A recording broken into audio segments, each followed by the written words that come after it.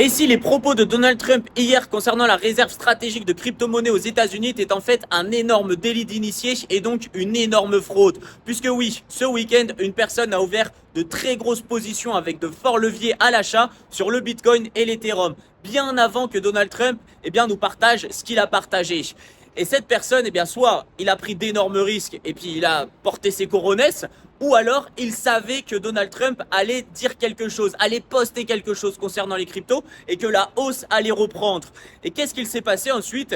Une fois que ces positions ont été ouvertes, quelques heures se sont écoulées, les marchés n'ont pas bougé, et là, boum, Trump nous a partagé ce qu'il a partagé, c'est-à-dire réserve stratégique de crypto-monnaies aux États-Unis. Et par la suite, il a rajouté quelque chose d'hyper intéressant qui nous laisse penser que ça peut être un délit d'initié.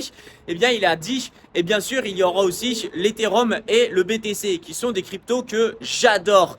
Comme si au début, il avait oublié d'en parler, il avait oublié son pote qui avait ouvert des positions énormissimes sur le BTC et l'Ethereum, et après pour se rattraper, après avoir reçu un petit message de son pote, hey Donald, t'as oublié de parler de l'Ethereum et du BTC, j'ai une position ouverte là, fais-les-moi péter, je te partagerai un peu des profits. Et bah boum, Trump rajoute ce post. Donc voilà, on peut se poser pas mal de questions, en tout cas je pense que la réserve stratégique de crypto-monnaie devrait arriver, ça fait longtemps qu'il en parle, mais par contre, tout ce qui s'est passé ce week-end, c'est quand même assez suspect, et dis-moi ce que tu en penses dans les commentaires.